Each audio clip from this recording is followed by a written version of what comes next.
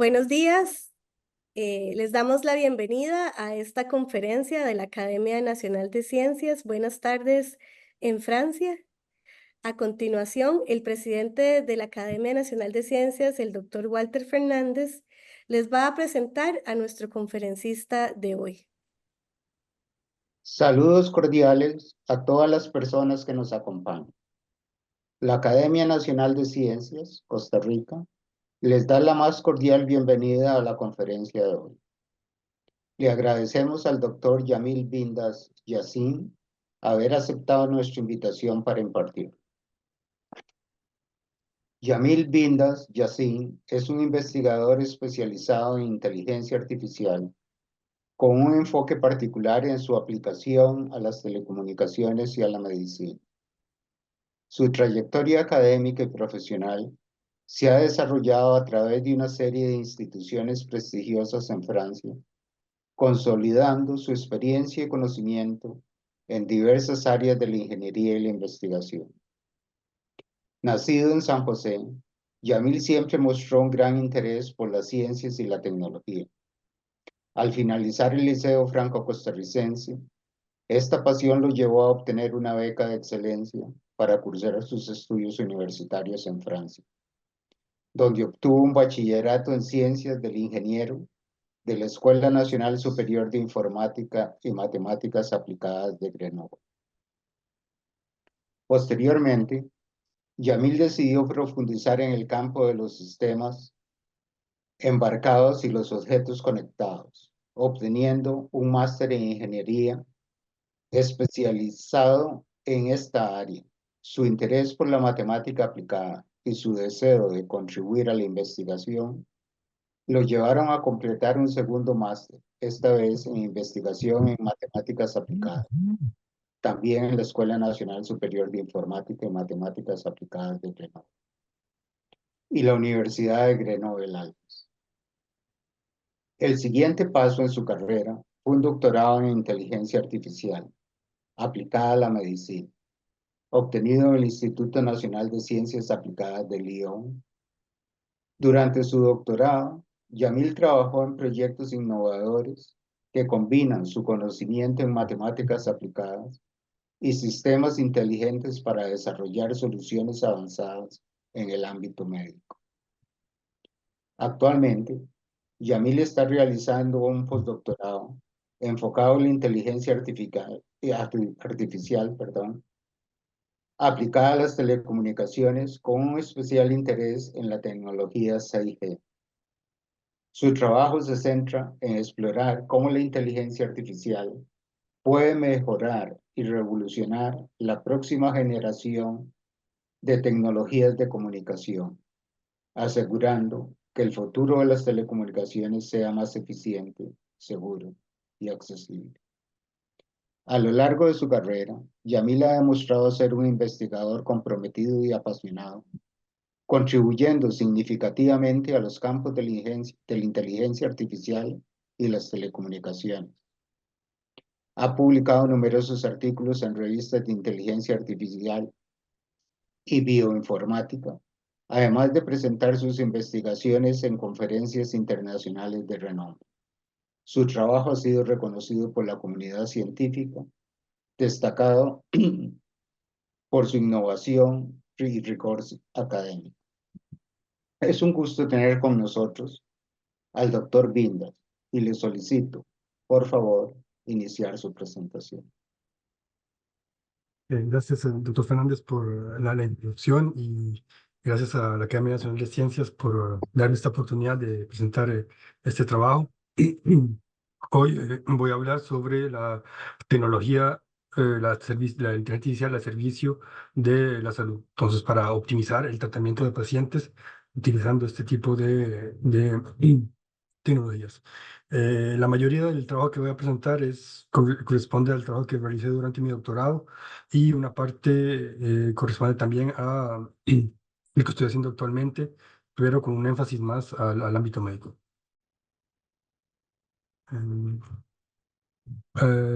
Hoy vamos a distribuir esta presentación en cuatro partes. Una primera parte va a ser sobre el contexto.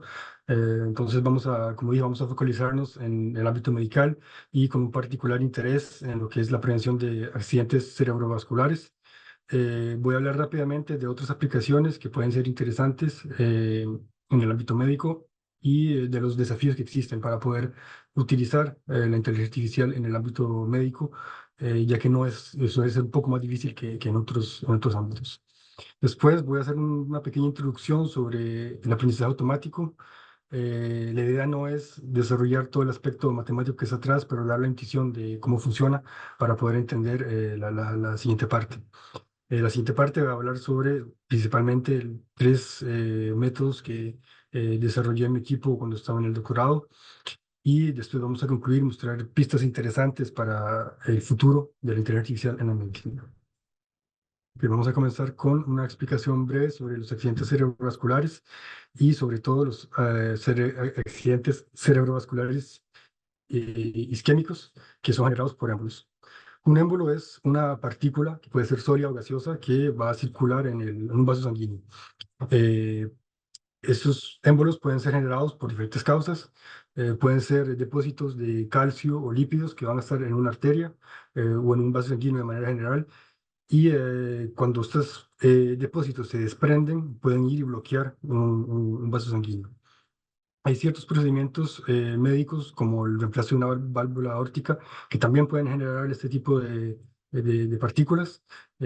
Por ejemplo, cuando se mete el catéter para hacer el reemplazo de la válvula aórtica, o cuando se limpia, puede generar burbujas en bolos gasosos o partículas sólidas y que corresponderían a émbolos sólidos.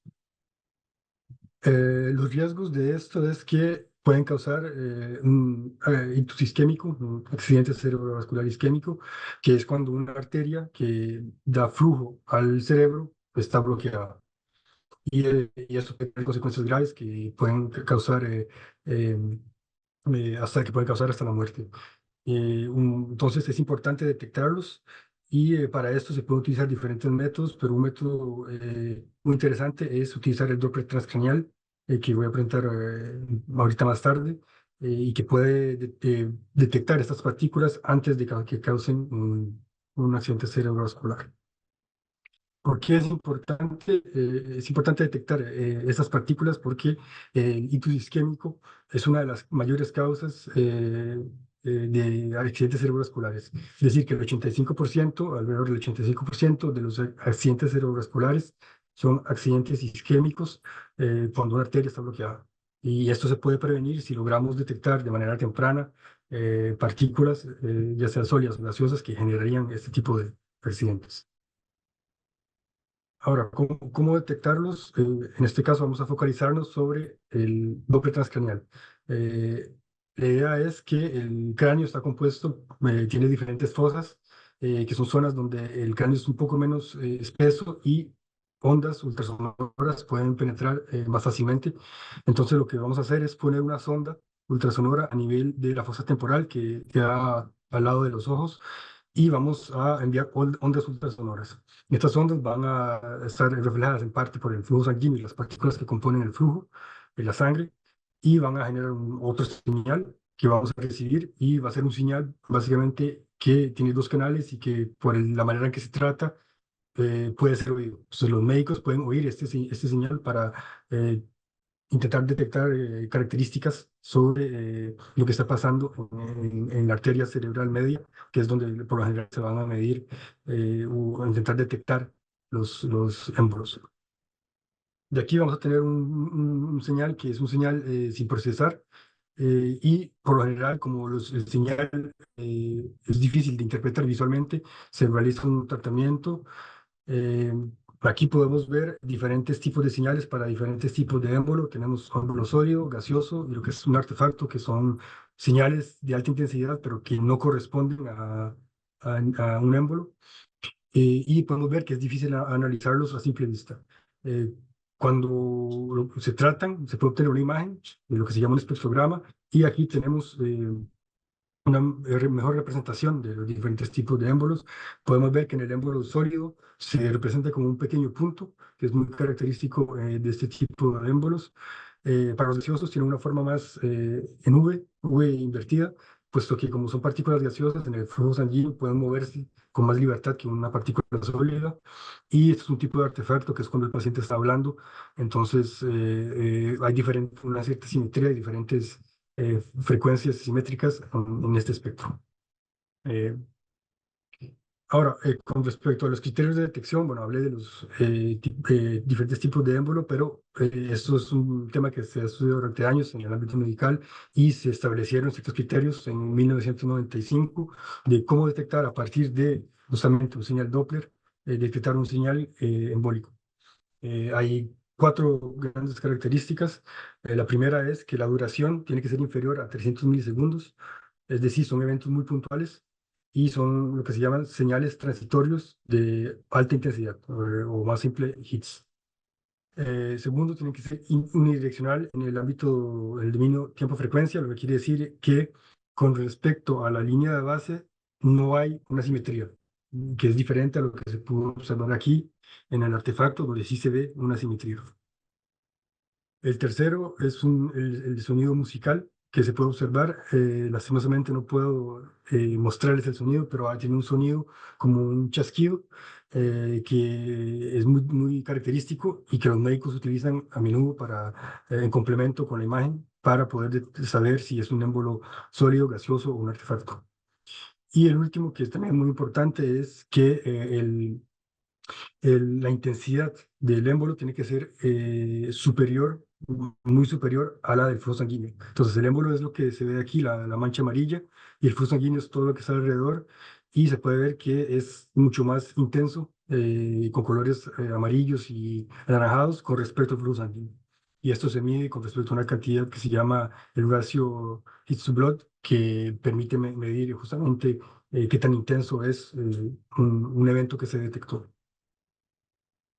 Ahora, podemos ver también otras aplicaciones en el campo médico, por ejemplo, en el campo de monitoreo, en el cual la inteligencia artificial puede ser interesante. Un primer caso es el reconocimiento de crisis epilépticas con electroencefalogramas, donde se va a poner un electroencefalograma en la cabeza del paciente y se van a medir diferentes señales eléctricos con respecto al tiempo. Y la idea es poder detectar el momento en el que hay una crisis o incluso de poder prever cuándo va a haber una crisis para poder manejarla de mejor manera. Y estas son cosas que se pueden realizar con inteligencia artificial, con técnicas de inteligencia artificial. Un segundo caso es la detección y clasificación de arritmias. Las arritmias pueden ser, hay diferentes tipos y en función del tipo hay diferentes tratamientos y pueden tener diferentes consecuencias. Por ejemplo, la fibrilación atrial puede causar justamente émbolos a través de coágulos de sangre. Entonces es importante saber el tipo para poder dar el tratamiento adecuado. Eh, y esto se puede realizar utilizando electrocardiogramas, medir el señal con respecto al tiempo y en función de eso aplicar un método de inteligencia artificial que le va a decir al médico en tal momento hay este tipo de aritmia y así el médico puede interpretar más fácilmente el señal y dar un tratamiento adecuado al paciente. Ok, ahora algo muy importante tomar en cuenta son los desafíos que existen actualmente en el ámbito de la aplicación de la inteligencia artificial a la medicina, que es muy particular.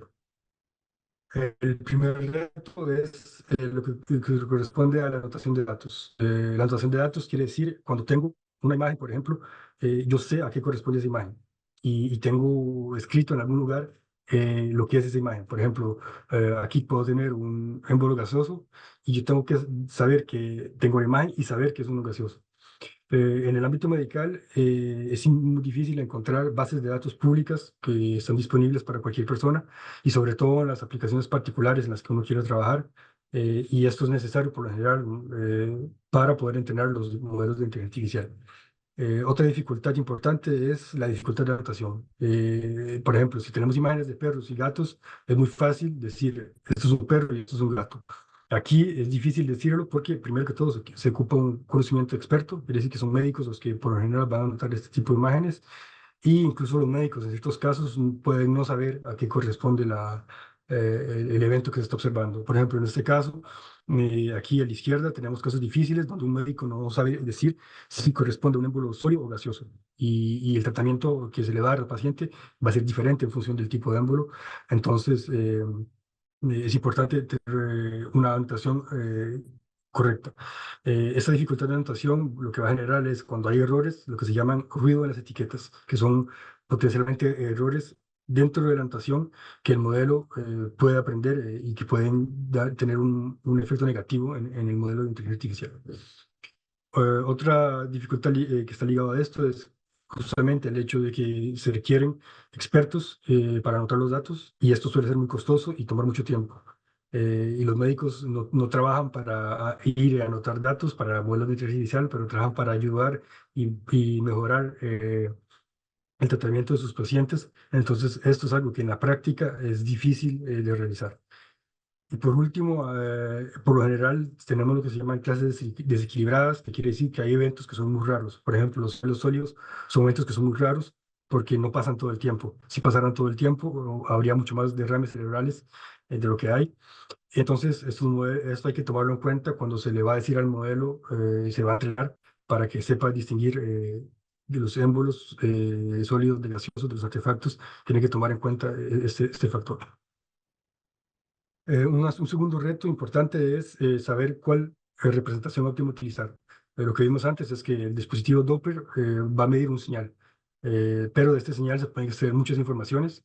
Eh, Se puede extraer, por ejemplo, las imágenes que teníamos antes, se pueden extraer otro tipo de imágenes, que son imágenes binarias, se pueden extraer señales binarios también, quiere decir señales que solo toman el valor 0 o 1.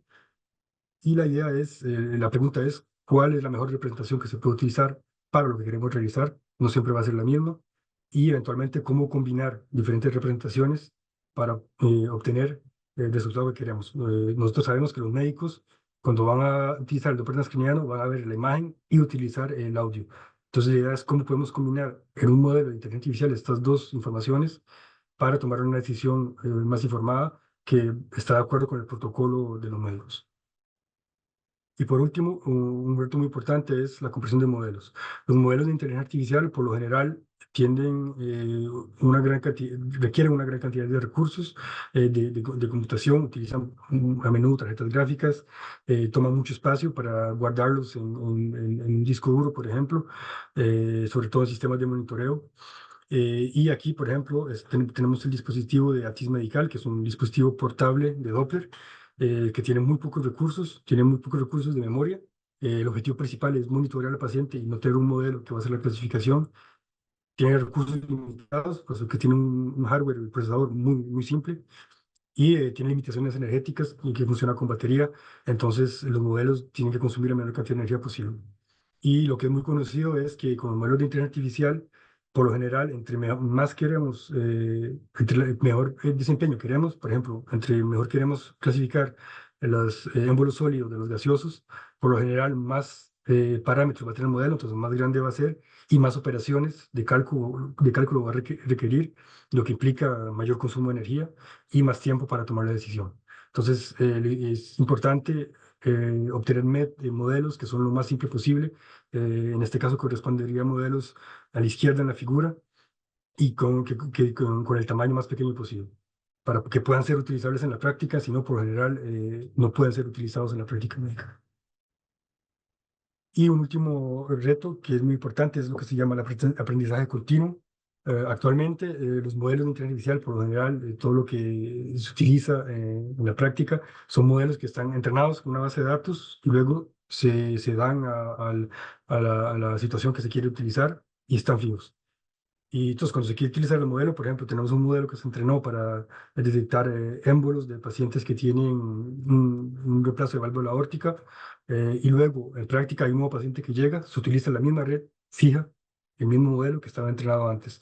Y esto puede tener problemas como deriva de conceptos, que corresponde a cuando lo que el modelo está intentando predecir y lo que él vio es muy distinto, que esto puede pasar si, por ejemplo, el nuevo paciente es un paciente de otro hospital que recibió un monitoreo con otro tipo de dispositivo de Doppler. Esto puede pasar y pasa a menudo. Entonces no está adaptado. Esta manera de aprender no está adaptada.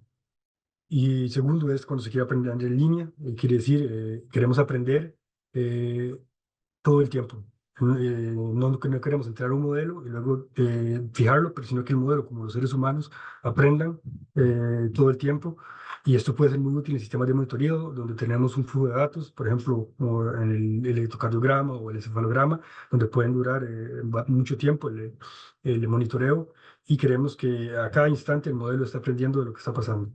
Entonces, para hacer esto, actualmente en los modelos que se utilizan mucho, que están en la medicina y en otros ámbitos, el modelo está fijo y lo que pasa es que con el cabo del tiempo hay una deriva de conceptos igual, lo que quiere decir que en un momento lo que el modelo está viendo es muy diferente de lo que él aprendió, entonces la predicción no es muy fiable. Y segundo, está lo que se llama el olvido catastrófico, que quiere decir que el modelo si lo entrenamos con el dato que va recibiendo, sin tomar ninguna medida de refuerzo, el modelo va a olvidar lo que vio al principio. Tiene una memoria a corto plazo, por así decirlo. Entonces, si no se hace nada para solucionar esto, va a olvidar lo que vio al principio, que puede ser importante igual para tomar la decisión. Posibles soluciones a estos retos. La primera es la creación y anotación de conjuntos de datos que se puede realizar a través de una anotación semisupervisada. Ahorita vamos a ver a qué se refiere. Podemos, para el método de la multirepresentación, hay métodos en los que podemos utilizar diferentes tipos de representaciones, puede ser la imagen, el señal o las dos. Y por último, para los modelos que demandan una gran cantidad de recursos, se puede utilizar modelos más ligeros y técnicas de compresión que vamos a ver cómo se puede realizar ahorita más tarde. Para la parte de aprendizaje en línea no voy a hablar mucho de esto actualmente, pero voy a hablar un poco en las perspectivas. Vamos ahora a hacer una pequeña introducción para captar la intuición de lo que es aprendizaje automático. Y existen diferentes tipos. Aquí estoy mencionando 4 grandes familias. Una primera familia, que es la más conocida, es el aprendizaje supervisado, que es cuando el modelo va a aprender eh, con datos a los que tienen etiquetas. Lo que quiere decir es que, por ejemplo, el modelo le voy a dar una imagen de un perro y le voy a decir, esto es un perro. O le voy a dar una imagen de un gato y le voy a decir, esto es un gato. Y la idea es que al final el modelo va a aprender a distinguir los gatos de los perros. Un caso de clasificación en el ámbito medical, clasificación supervisada, puede ser la clasificación de orines. El caso no supervisado es el caso en el que solo se le da el dato al modelo y el modelo tiene que saber qué hacer con ese dato y básicamente lo que tiene que aprender es la estructura de los datos. Por ejemplo, imaginemos que tenemos varias bolas, tenemos bolas azules y una gran bola morada. Lo que el modelo tiene que aprender es que esta bola morada es muy diferente del resto porque la estructura es diferente, el color es diferente, el tamaño es diferente. Y esto es algo que se usa, por ejemplo, para detectar anomalías cerebrales utilizando resonancias magnéticas. El caso semisupervisado es una combinación de los dos precedentes, que es cuando se le da una pequeña cantidad de datos anotados al modelo y el resto no están anotados. Y el modelo tiene que saber aprender la estructura, al igual que distinguir los diferentes tipos de datos que va a haber, por ejemplo, los gatos de los perros, o en el ámbito medical puede ser la clasificación de émbolos cerebrales, justamente.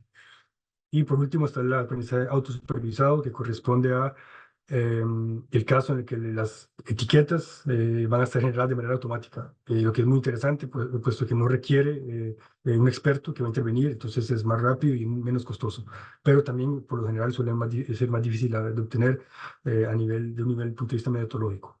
Un ejemplo de la medicina puede ser el análisis de registros médicos electrónicos, que por ejemplo pueden funcionar con modelos similares a los de ChatGPT, en los que la entrada es el texto y la salida puede ser el texto mismo, o lo que le siga al texto, o otro tipo de etiquetas pueden ser generadas. Ahora, voy a hablar también rápidamente de la reducción de dimensión, que puede ser incluido dentro de la parte de aprendizaje y es importante, puesto que se utiliza mucho para todo lo que es visualización y diferentes tipos de métodos. El primer ejemplo que voy a dar es un ejemplo de personas.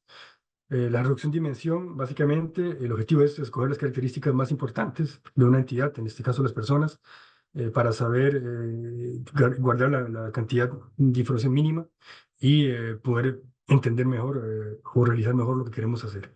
En este caso, por ejemplo, tenemos varias personas, tenemos niños, tenemos adultos, tenemos bebés, conocemos el nombre, la altura y la edad, y nosotros queremos saber si la persona corresponde a un niño, un adulto o un bebé.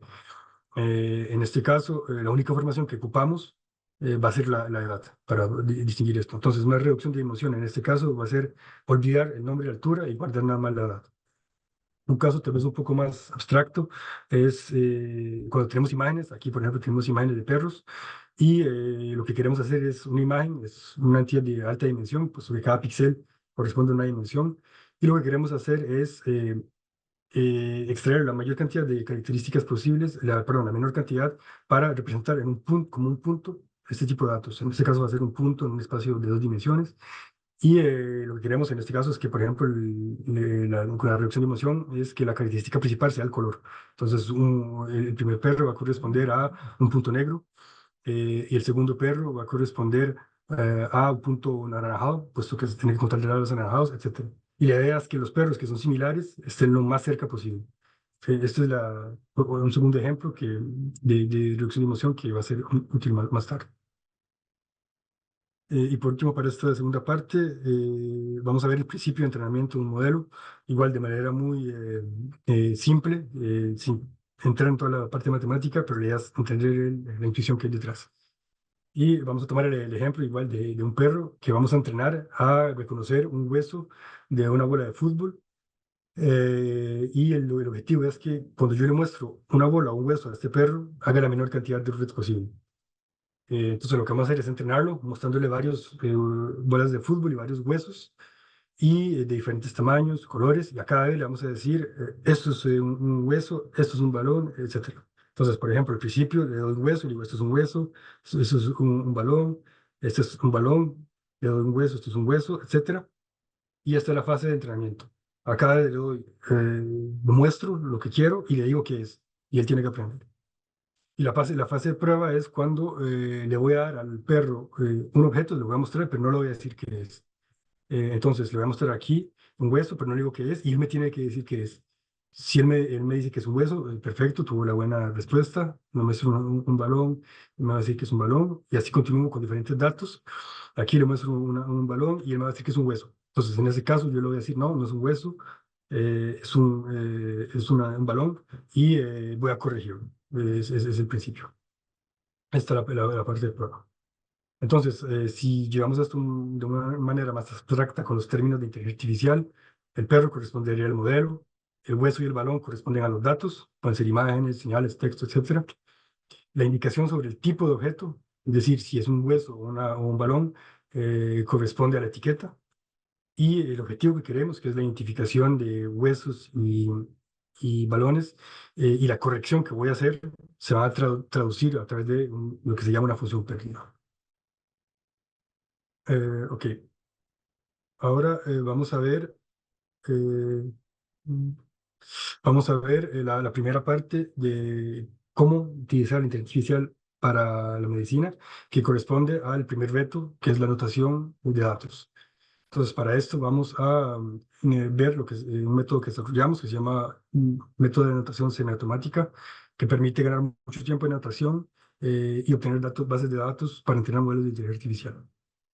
Existen las diferentes etapas que componen el modelo, y la idea es que al principio voy a tener un conjunto de datos. Voy a extraer características de esos datos. Por ejemplo, si tengo una base de datos de émbolos, voy a extraer características de las imágenes, por ejemplo, y va a ser, por ejemplo, la forma. Para que voy a saber que una forma circular va a ser más un émbolo sólido, una forma nube va a ser más un gaseoso, y son cosas así que se pueden extraer. Si agarramos otro ejemplo, que es, por ejemplo, imágenes de una persona, las características que puede extraer va a ser, por ejemplo, la forma de la nariz, la forma de los ojos, simetría de la cara, etcétera. La segunda parte es la reducción de emoción y seleccionar la buena estrategia de selección. Eh, y en este caso, lo que vimos anteriormente, la idea es que cuando tengo muchas características es difícil para una persona visualizarlo, y la idea es visualizarlo en un espacio de 2 dimensiones que va a ser mucho más fácil. Entonces, a partir de esto, le vamos a dar los datos a un experto, un médico, por ejemplo, que va a anotar una cantidad de datos pequeña para que no requiera mucho tiempo y no sea muy costosa. Y luego vamos a utilizar este pequeño conjunto de datos que tienen etiquetas y que están anotados para anotar una mayor cantidad de manera automática de datos que no están anotados. Y eso nos va a dar un conjunto de datos final que se puede utilizar para entrenar un modelo de inteligencia artificial. No voy a tallar cada una de las partes, pero voy a tallar la parte de propagación de etiquetas, que es la parte más interesante, que permite obtener el juego de datos. Y para esto vamos a tomar un ejemplo en el cual vamos a tener dos tipos de datos, puntos azules y puntos rojos. Los puntos circulares van a corresponder a datos anotados, de los cuales conocemos la etiqueta, y las X corresponden a datos sin anotar. Entonces, por ejemplo, este dato de aquí es una X, yo sé que es rojo porque está mostrado así en la figura, pero en teoría no conocemos la etiqueta. Y cada punto va a tener una medida de hasta si es un buen punto o no, que es una medida de calidad local. Entonces, entre más oscuro, quiere decir que es más importante es ese punto. Y la idea es que voy a utilizar los puntos importantes para anotar los datos que no están anotados. Entonces, por ejemplo, voy a agarrar un dato sin anotar, voy a agarrar estos tres aquí, estas tres X, y voy a buscar los dos vecinos más cercanos, quiere decir los dos puntos que están más cerca de estas X. Y una vez que conozco esto, voy a decir, ok, mi anotación va a ser la del punto más cercano, el punto dentro de los dos vecinos que tiene la mejor calidad, el punto más importante. Entonces, en este caso, este punto de aquí va a ser anotado como punto azul, entonces es una buena anotación. Y este otro punto va a ser anotado como un punto azul. Y aquí cometimos un error, que es algo que puede tener un impacto después. Y este punto de aquí decidimos no anotarlo, puesto que no tenía ningún vecino que fuera suficientemente importante o fiable para transmitir su anotación. Y al final lo que vamos a tener es un conjunto de datos que va a ser anotado parcialmente, una parte manualmente, otra parte de manera automática. Van a haber ciertos errores, como este punto acá, y otros datos van a quedar sin anotar. Y la idea de nuestro método es que queremos controlar hasta cierto punto la cantidad de error que vamos a realizar cuando vamos a anotar los datos. En función de la aplicación, entre más errores, más problemático puede ser, o no, puede ser menos problemático, entonces sirve mejor, sirve más tener más datos. Para validar esto, voy a mostrar rápidamente un pequeño experimento que realizamos, donde el objetivo era ver el impacto de esta anotación semiautomática, ver los errores que se pueden cometer y mostrar cómo puede mejorar el desempeño de los modelos, en este caso para identificar émbolos sólidos, de gaseosos, de artefactos. Entonces agarramos una base de datos en las cuales teníamos alrededor de 8.000 datos, 8.000 imágenes de émbolos y artefactos, y solo 1.500 estaban anotadas. Y nuestra idea era anotar una parte de los datos que quedaban utilizando estos datos anotados. Entonces, para saber hasta qué punto nuestro método funciona bien o no, utilizamos la tasa de error de anotación, es decir, cuántos datos están mal anotados dentro del conjunto de datos que tenemos, y una medida que se llama el coeficiente de correlación de Matthews, que básicamente va a medir el desempeño del modelo, diciendo entre más alto el valor, quiere decir que el modelo logra identificar mejor los émbolos sólidos de los artefactos de los émbolos gaseosos.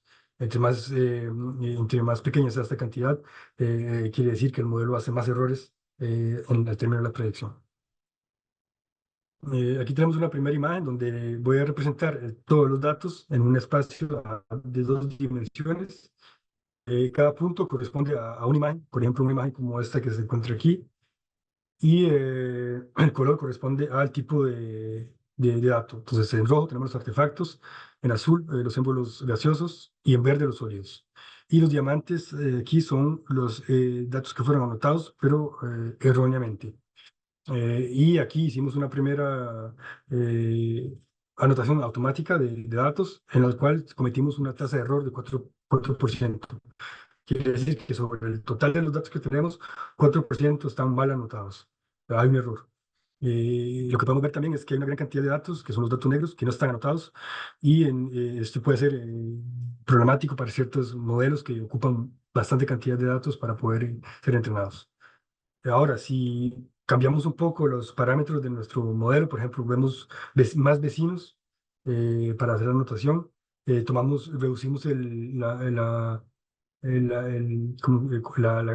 cantidad que nos define si un dato es importante o no, o es fiable o no. podemos ver que anotamos casi todo lo que tenemos. Y en este caso aumentamos la tasa de error. Hacemos 7% de error, entonces aumentamos de 3% el error, pero anotamos casi que el 100% de los datos.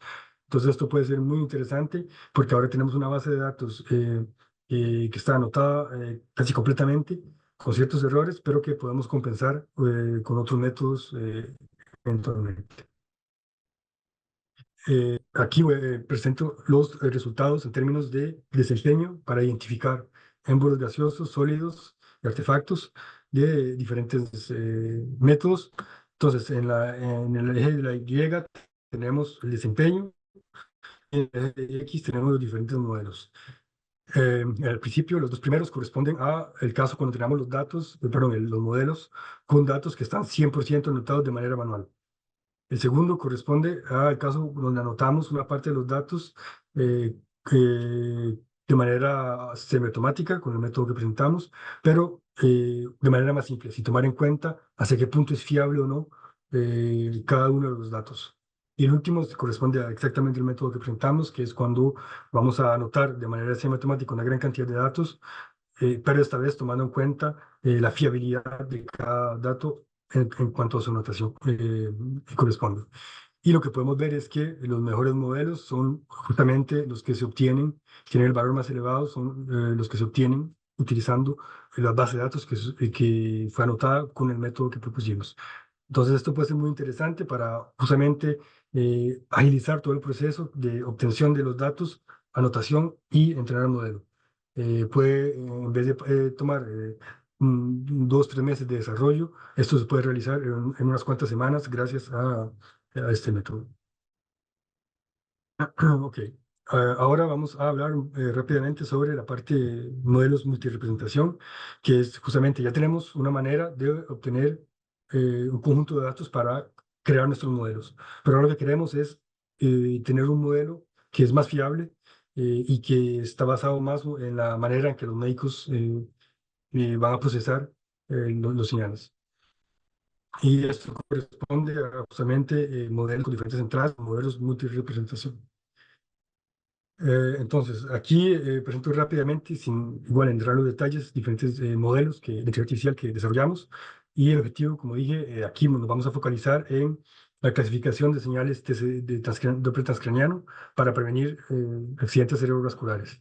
Y la idea es, voy a tener imágenes de espectrograma, voy a tener señales, y lo que quiero hacer es aprovechar que son representaciones complementarias para utilizar las dos para tomar la decisión final, para que el modelo tome la decisión final.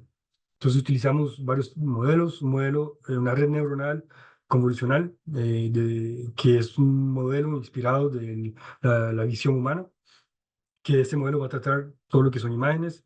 Un segundo modelo, que es un modelo de tipo transformer, que va a tratar los señales y que explota muy bien todo lo que son dependencias temporales. Son modelos justamente que se utilizan, por ejemplo, en todo lo que es modelos de lenguaje como ChatGPT.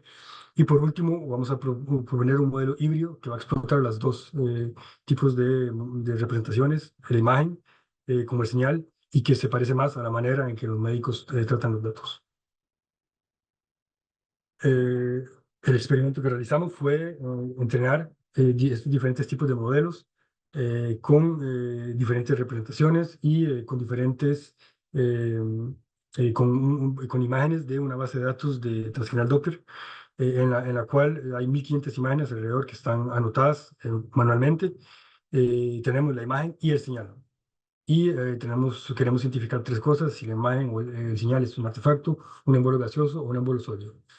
Y en este caso, lo que vamos a medir es nada más el desempeño con el coeficiente de correlación de Matthews para saber hasta qué punto el modelo o la predicción del modelo sobre si la imagen o el señal es un émbolo gaseoso, sólido o artefacto es fiable o no.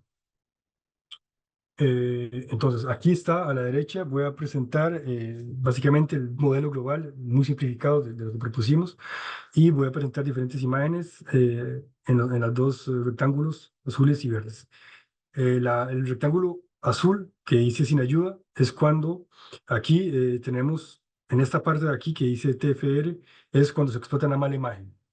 Si no lo ayudamos, esto quiere decir que nada más voy a utilizar la imagen, la voy a pasar por una serie de procesos y al final voy a fusionarla con la imagen del señal, perdón, las características del señal y tener la representación final.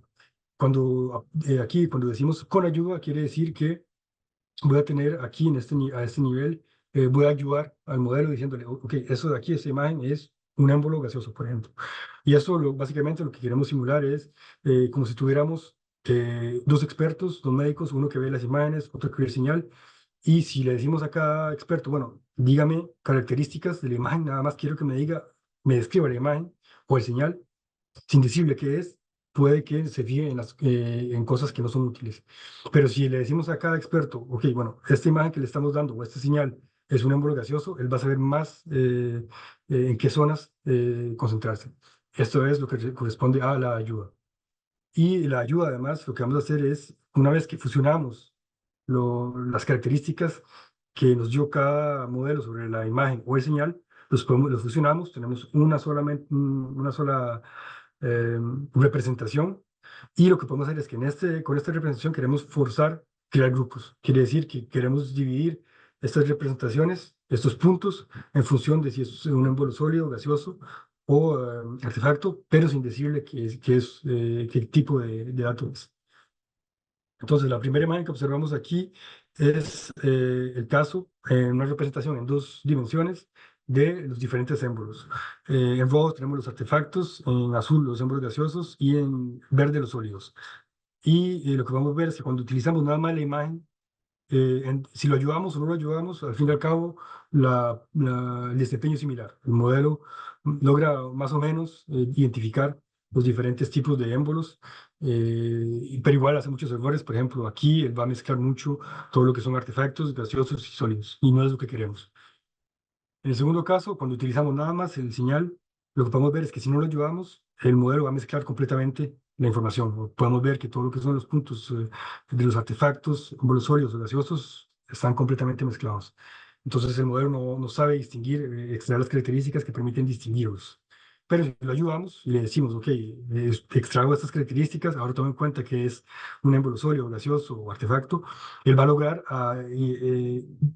quitar las características que no son importantes para aprender nada más las características que permiten distinguir justamente si es un émbolo sólido, gaseoso o un artefacto. Y por último, tenemos la representación final, que es cuando mezclamos la información del señal y la imagen, y además vamos a obligar al modelo a decir, queremos que cree grupos dentro de los datos, en este caso 3 grupos, que va a corresponder a justamente lo que son los émbolos sólidos, gaseosos y artefactos.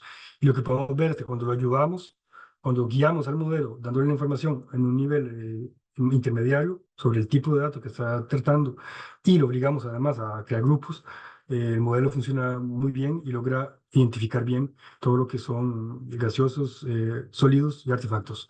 Siempre hay unos ciertos errores que se cometen, ya que son datos muy complejos, pero de manera general funciona muy bien y el nivel de desempeño es el mejor modelo que logra identificar émbolos gaseosos de sólidos y artefactos para una gran cantidad de pacientes y diferentes tipos de hospitales.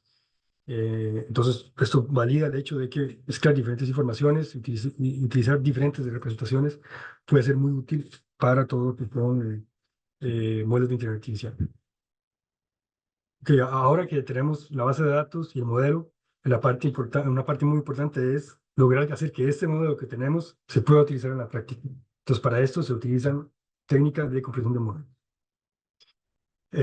Y la idea es crear justamente modelos ligeros. Se pueden utilizar en sistemas, por ejemplo, de monitoreo que consumen poca energía y que no tienen muchos recursos de cálculo.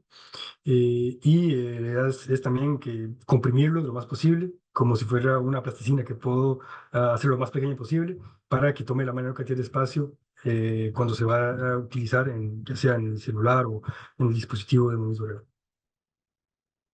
Antes de explicar cómo funciona el método, es importante conocer dos conceptos, el concepto de cuantificación y el concepto de poda. La cuantificación corresponde a reducir la cantidad de bits que voy a utilizar para codificar los parámetros del modelo. La idea es que si tengo aquí un cierto parámetro que va a ser representado como un número, voy a aplicar un operador de cuantificación para obtener otro número que puedo representarlo de manera utilizando menos bits. Hay un operador de redondeo muy clásico que todo el mundo conoce, perdón, un operador de cuantificación muy clásico es el operador de redondeo, donde, por ejemplo, en vez de decir 1.4, todos los números entre 1 y 1.5 voy a decir es 1 y el resto voy a decir es 2. Entonces, así, todos los números que están entre los dos, voy a ocupar nada más dos números, 1 y 2, para representarlos. Eh, y esto corresponde básicamente a una manera de eliminar o de representar los modelos de una manera simple. Como si tuviera, por ejemplo, tengo muchos Legos, tengo 10.000 Legos para armar una casa y voy a decir, no quiero utilizar 10.000 Legos porque me va a tomar mucho espacio, quiero utilizar nada más 100 Legos. Legos más simples, Legos de tamaño más grandes para hacerlo, pero quiero utilizar menos Legos para obtener mi modelo final. Esto correspondería un poco a la cuantificación. Y la poda viene de justamente cuando uno tiene un jardín y va a cortar el zacate. La idea es, voy a podar parámetros del modelo poniéndolos a cero. Entonces, si por ejemplo aquí imaginamos que que representa aquí a la derecha es un terreno y lo que se observa es el zacate, quiero cortar todo el zacate que se encuentra en la zona roja. Entonces, si lo vemos como números, básicamente voy a cortar todo el zacate que se encuentra en la zona menos 2 y 2. Entonces, por ejemplo, el valor 1.4 se vuelve un 0, el valor 2.7, como es superior no está en la zona que queremos cortar, se queda el mismo valor, 2.7. Y así procedemos con diferentes valores, y lo que nos va a permitir eliminar una gran cantidad de parámetros. Ahora, ¿cómo se puede utilizar esto para comprimir modelos de redes neuronales o de inteligencia artificial? La idea es que al principio voy a tener un modelo clásico en precisión total, quiere decir un modelo que tiene muchos parámetros con números eh, más complejos y con poca cantidad de ceros. Y lo que voy a hacer es que voy a seleccionar las partes del modelo que voy a cuantificar. Eso quiere decir que, por ejemplo, si volvemos al ejemplo de los Legos, en vez de tener, voy a decir, la zona sur de un castillo, por ejemplo, voy a construirla con Legos más grandes, pero solo esa zona. La demás lo voy a construir con Legos más finos porque es importante para los detalles del castillo, por ejemplo. Esto corresponde a la selección de las partes que voy a querer cuantificar en el modelo. Y una vez que hicimos esto, vamos a hacer la cuantificación, en nuestro caso una cuantificación ternaria, lo que quiere decir que los únicos valores que vamos a permitir son -1, 0 y 1, lo que va a reducir considerablemente la cantidad de memoria que se necesita para guardar este modelo. Y podemos comprimir mucho. Y al final vamos a tener un modelo comprimido que puede ser utilizado en la práctica, se puede poner en un dispositivo médico para realizar diagnósticos.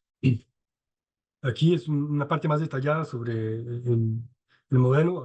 No voy a entrar en detalle en todo, pero voy a concentrarme en tres partes. Imaginemos que tenemos aquí, esto es un modelo, lo que se observa aquí a la izquierda, en la izquierda. Y el modelo es representado por una cierta cantidad de números. Esta etapa por ahora no es muy importante. Vamos a aplicar una normalización para obtener otro tipo de números.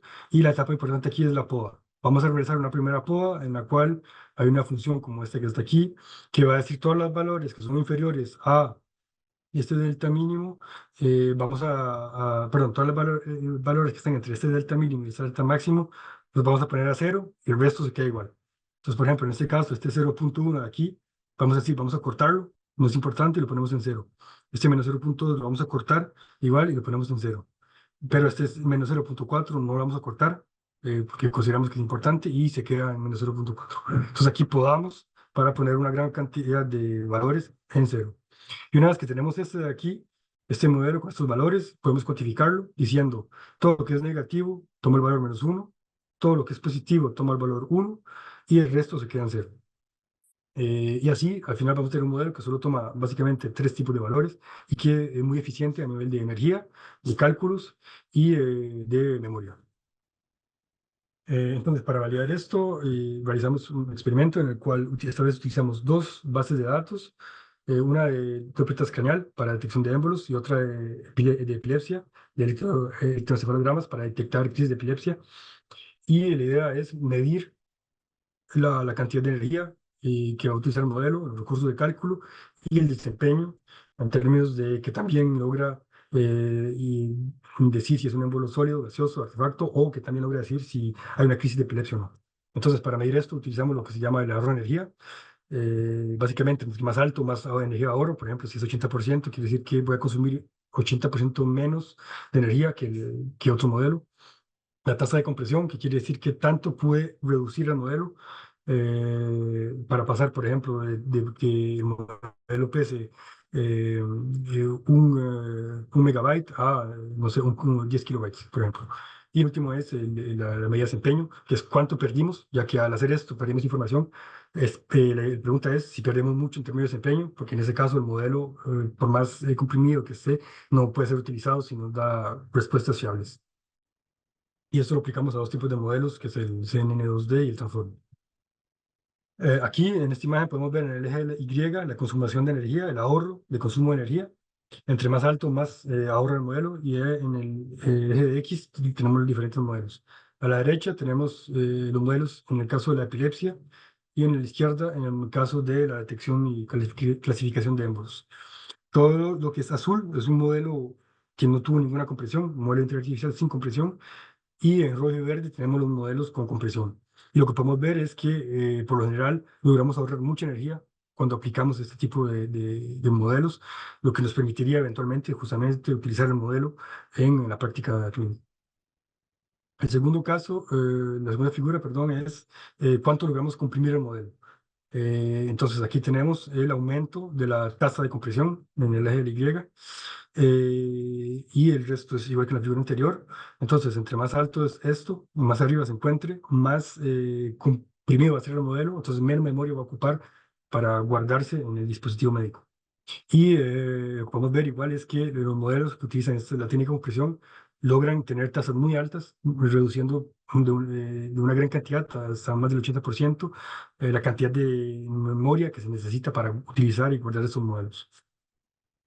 Y por último tenemos el desempeño, que también logra realizar lo que queremos realizar, o ya sea clasificar émbolos o detectar crisis de epilepsia.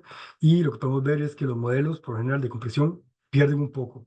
Lo que quiere decir que logran predecir menos la epilepsia o el tipo de émbolo, pero no es muy significativo. Lo que quiere decir que es que en ciertos casos incluso logramos mejorar, como en este caso de acá.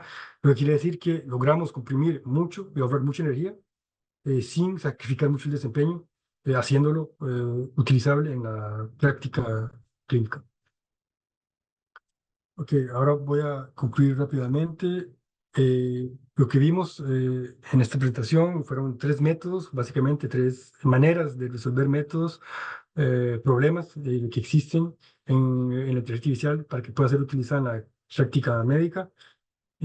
Primero, el reto de la creación de conjunto de datos, que suele ser muy costosa y difícil de realizar. Logramos resolver esto utilizando notaciones de datos semisupervisados, que fue lo que presentamos al principio, basado en la importancia de cada punto, cada dato y su anotación para poder compartirlo con el resto de los datos que no están anotados. Segundo es la utilización de multirepresentaciones, que es cuando tenemos, en vez de utilizar nada más una representación, hacemos como los médicos y utilizamos el conjunto de representaciones para tener diferentes modelos y mejorar la clasificación. Y lo que podemos ver es que funciona muy bien y logra tener podemos tener buenas eh, técnicas de clasificación. Segundo, por último, perdón, tenemos lo que es modelos que requieren grandes recursos, son los modelos de artificial, por ejemplo, requieren grandes recursos de cálculo. Y para esto lo que propusimos fueron soluciones utilizando modelos de compresión, técnicas de compresión basadas en la cuantificación y la POA para reducir considerablemente la cantidad de parámetros y a tener menos consumo de energía y requerir menos recursos de cálculo para hacer el modelo utilizable en la práctica. En cuanto a las perspectivas, algo que se puede utilizar para mejorar el primer reto es utilizar el aprendizaje activo, que es cuando una parte de los datos están anotadas por un experto y las otras de manera matemática, y la idea es que el experto anote nada más lo más difícil, lo que el modelo le cuesta más. Esto se puede realizar con el aprendizaje activo, que es un poco más interactivo entre el modelo y el experto. También se pueden utilizar anotaciones flexibles, que básicamente corresponden, en vez de decir esto es un émbolo sólido, voy a decir esto es un émbolo sólido al 50% y un émbolo gaseoso al 50%. O sea, quiere decir que voy a agregar una cierta incertidumbre en la anotación para que el modelo también pueda decir, bueno, no estoy muy seguro, y así el médico puede tomar una decisión más informada y que no esté muy confiado en el modelo. Para la multirepresentación se pueden utilizar otro tipo de ayudas, que pueden ser, por ejemplo, utilizar lo que se llama aprendizaje contrastivo, donde vamos a explotar las relaciones internas entre los datos, que pueden ayudar mucho a mejorar las, el desempeño de los modelos, o tener otro tipo de visualizaciones basados en otro tipo de técnicas de aprendizaje, como el aprendizaje por refuerzo o otro tipo de métodos. Y por último, para los modelos de gran demanda, que demandan gran cantidad de recursos, cosas que pueden ser interesantes utilizar son básicamente funciones de POA que se van a aprender sus parámetros automáticamente, es decir, qué parámetros qué y qué no, eso se puede aprender. Y también se puede utilizar lo que se llama cuantificación mixta, que es, voy a decir, bueno, para ciertas partes voy a utilizar legos grandes, para otras legos un poco menos grandes, para otros legos más finos, para construir mi castillo, es decir, para obtener mi modelo. Se puede utilizar para reducir la pérdida, el desempeño que se obtiene. Y por último, para el aprendizaje continuo, que es lo que planeo trabajar y que estoy trabajando, es algo que se puede realizar, tengo mi red neuronal preentrenada, voy a utilizar el modelo en la práctica. Entonces voy a tener datos de un nuevo paciente y esta vez perdón, estas son las dificultades y esta vez lo que voy a hacer es, voy a, eh, voy a aprender aquí, tengo unos nuevos datos y voy a utilizar lo que se llama el aprendizaje incremental, que es voy a aprender de esos nuevos datos que obtuve. Entonces voy a tener una memoria de repetición que va a tener básicamente una representación de todo lo que he visto antes y esto se va a utilizar para entrenar el modelo en conjunto con los nuevos datos que obtuve. Entonces voy a utilizar esto más esto para crear mi nuevo modelo que va a ser personalizado al paciente. Y al mismo tiempo puedo realizar con una compresión para tener que esto se pueda realizar en la práctica clínica. Y el segundo, para lo que se puede realizar es, cuando tengo un flujo de datos, voy a tener igual una memoria y esta memoria va a ser actualizada con el tiempo, quiere decir muchas veces, y esta memoria lo que tiene que capturar es el conjunto de lo que he visto hasta el instante actual. Y en lo que corresponde al aprendizaje en línea, lo que se va a hacer es, con los datos que se reciben más con la memoria, aprender en cada instante los datos que he recibido, más lo que viene anteriormente para evitar el olvido catastrófico. Y este proceso se va a repetir, entre comillas, de manera infinita, ya que los datos llegan durante un largo periodo de tiempo. Y al mismo tiempo vamos a poder realizar la compresión del modelo para que el modelo esté utilizable en línea en la práctica clínica, por ejemplo, en sistemas de monitoreo como en el dispositivo Doppler o en los electroencefalogramas. Ok, estos son los trabajos en los que me basé para hacer la presentación. Básicamente, si quieren, aquí están, tienen las referencias. Y muchas gracias por su atención. Si tienen preguntas, aquí estoy para responder. Muchas gracias por esta excelente presentación. Tenemos 3 consultas en el Zoom. Invitamos a todas las personas que quieran hacer alguna consulta o un comentario a hacerlo ya sea por el chat de Zoom o por los comentarios en el Facebook, las personas que están viendo el Facebook Live. Entonces, la primera sería, gracias por excelente presentación. Perdón si lo dijo y no lo capté, pero las bases de datos usadas son locales de Europa o Latam o más universales. ¿Qué limitaciones existen en Costa Rica al respecto del acceso a base de datos para implementar con datos locales? ¿Hay ya acceso? En lo que presenté, ahí utilicé varias bases de datos. Hay bases de datos como la electroencefalograma o electrocardiograma, que son públicas. Cualquier persona en cualquier lugar del mundo puede tener acceso. Y luego está la base de Doppler transcraniano, que esta es una base de datos privada. Por cuestiones de regulaciones aquí en Francia, es bastante difícil obtener todo el permiso para compartir este tipo de bases. Entonces, por la protección de datos, esta base es privada. Con respecto al acceso a las bases de datos de Costa Rica, pues, las bases de datos públicas no hay problema, cualquier persona puede acceder. En lo que respecta a la legislación, sinceramente no sé hasta qué punto sea fácil implementar bases de datos locales que se puedan utilizar y compartir. En un momento habíamos trabajado en un proyecto en Costa Rica y lo que teníamos, creamos una base de datos local que guardamos sin compartir. Eso se puede realizar. El problema que hay, digamos, la dificultad sería justamente adquirir los datos y anotarlos. Esa es veo la dificultad más grande que hay. Luego, en el desempeño de los modelos, ¿cómo se comportaron otros parámetros como F1, precisión, capa, etcétera? Lo veo fundamental para los casos en especial de datos desbalanceados. Ok, lo que yo presenté utilizaba el coeficiente de correlación de Matthews, que es similar justamente a estas F1, precisión, etcétera, y está justamente adaptada a los bases de datos desequilibrados o desbalanceados. Entonces, justamente, él toma en cuenta el hecho de que son desbalanceados y entre más grande el valor, mejor.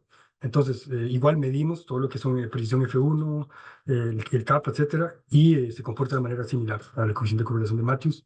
Eh, por eso es que presenté estos resultados, son resultados que son válidos para juegos bases de datos desequilibradas.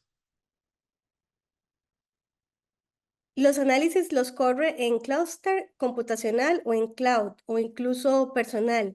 ¿Y en qué plataforma, lenguaje? Python, R u otros. Eh, todo lo que son entrenamientos de los modelos, utilizamos un clúster de cálculo y utilizamos también una computadora con relativamente buenas características, pero todo lo que son los tests fueron probados en computadoras simples. Los médicos tienen acceso para propósitos de investigación en el dispositivo desarrollado por la empresa. Nosotros les dimos los modelos y pueden utilizarlos en computadoras normales. Entonces, es algo que se puede realizar, pero es cierto que para los entrenamientos ocupamos más capacidad de cálculo, entonces utilizamos un clúster de cálculo nacional aquí en Francia. Y para el lenguaje de programación utilizamos Python con la librería de PyTorch, que es para programación de modelos de inteligencia artificial, más preciso, aprendizaje profundo. Y también, si quieren, todos los códigos de lo que presenté aquí son públicos, están disponibles en GitHub. Si quieren tener acceso y ver cómo funciona, hay ejemplos que se pueden utilizar. Vamos a darle la palabra a Carlos, que tiene la mano levantada. Si gusta, puede hacer la consulta.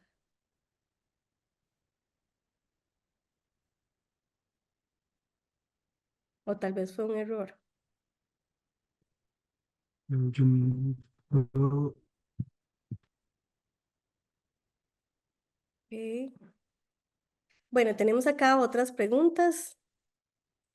¿Hay modelos similares al suyo disponibles en Kaggle u otra plataforma? Sí, bueno, es lo que dije anteriormente, de que todo lo que hice aquí están disponibles en GitHub. Entonces los modelos preentrenados, etcétera, están disponibles. Pueden acceder, pueden descargarlos. Hay ejemplos de cómo utilizar el código. Lo único es que todo lo que es endómetro transcranial, como era privado, no está disponible. Pero todo lo que es electrocardiograma y electroencefalograma está disponible en GitHub sí, en GitHub. De parte de la Academia Nacional de Ciencias, le damos muchas gracias al doctor Yamil Bindas por este tiempo y por habernos compartido esta conferencia tan interesante y tan importante. Y a todas las personas que se conectaron y que nos van a ver también más tarde, pues muchas gracias por su atención y por habernos acompañado ahora en esta conferencia del mes de julio. Y bueno, a todos, buenas tardes allá en Francia y que tengan un muy buen día acá en Costa Rica. Muchas gracias nuevamente por su tiempo, doctor Yamil Bindas. Gracias por la invitación.